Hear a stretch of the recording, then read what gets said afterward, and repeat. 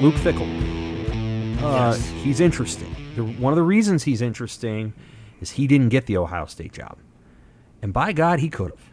I mean, It wasn't open. Urban Meyer walks away, and they give it to Ryan Day. Could have given it to Luke Fickell. I mean, there wouldn't have been anything wrong with that. Then Mark D'Antonio retires. Everybody thinks it's going to be Luke Fickell. He goes up there. It doesn't work. Whatever he saw up there, he didn't like it. So Mel Tucker takes that job. He stays at Cincinnati. He goes to the playoff. At that point, you're like, okay, well, they're going to the Big 12. He could actually just stay there for the rest of his career, duke it out in the Big 12. The Big 12 will get one bid at least every single year to the playoff, maybe two. He could win that bid. That's possible. Mm-hmm. He leaves. He leaves right as Cincinnati's going into the Big 12 to go to Wisconsin. And then at Wisconsin, he's a great defensive mind. Nobody's worried about that. He switches the offense. And he's taking over for a guy that had a Frank Solich-esque record at Wisconsin. I'm not saying that Solich and Paul Chryst are exactly the same. A lot of parallels. Let's be honest. Frank took over the best program in college football, and Paul Chryst didn't. He didn't take that over from Gary Anderson, and Gary Anderson didn't take that over from Brett Bielema. Frank took over the best, and it wasn't the best when he left. Now, I don't think he should have been fired, but he took over the best. Luke Fickell isn't taking over the best, and Bill Callahan wasn't either. But he's got to win. Like, if he doesn't win, the AD's going to be gone, and he's going to be gone. So, like, this is interesting to me. Do you think at the end of 2003 when Nebraska fires Frank Solich, do you think that move would have been more palatable to Nebraska fans if the Big 12 had been on the verge of getting rid of divisions? What do you think, Tom? In 98? In 03. 03. If the Big 12 had been going divisionless and everybody knew that Nebraska was going to have to compete with Oklahoma and Texas, not just as a division. You don't have to win the division, but you have to actually go and Right. would people have been okay with Frank being fired? I don't think they would have. But I'm curious what you think. Well, no, they would have. Well, they would have. There were people that were for it and against it, and Would it have been less suppose I was divisive, one of though? them, I but, suppose is what I'm asking. no, I think that. But of course, that was about Steve Peterson, his vision of football over here as opposed to there. Yeah. I don't know. I mean, they were playing. They're playing Oklahoma, Texas every other year, pretty much. And that wasn't their only problem, and they weren't. They there were other were- teams they weren't beating. So They were. I don't know. I mean, I think that the issue people had back then was they seemed to be getting farther away from Kansas State and Texas, not closer, and there's this thing slipping away from us. They'd just gone to the Rose Bowl and gotten killed, and just got an Independence Bowl and lost. They just, or did they win that game? I don't forget. they lost it because Eli Manning. because they called that fake punt with Judd Davies throwing the ball. Jeez, I forgot. about That's that why the shit, game dude. changed Yeah. on that play.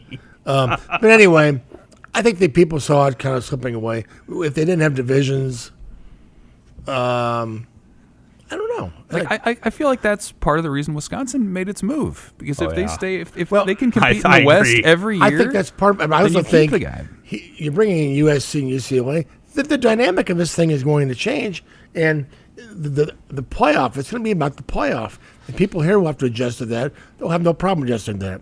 We want to be in the playoff every other year, or else that'll be the deal. And the playoff will be the top four. I don't think Big Ten gets five. Maybe once in a while. I think three.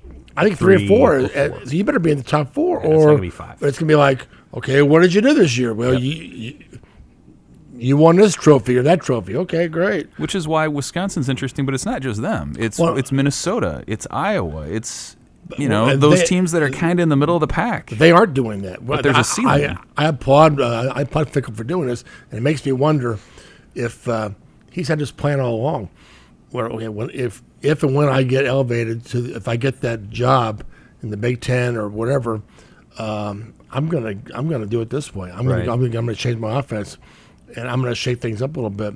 And maybe you do that also so you're not compared to the other guys. I don't think so. Great point. 1, 2. I do not believe that the offense that they were running at Wisconsin was going to attract, although it did attract Graham Mertz, it was not going to attract and amplify the skill set of any really good quarterback. I don't think that they hadn't had one since Russell Wilson. They've had great receivers over the years. Okay, Altoon and all the rest.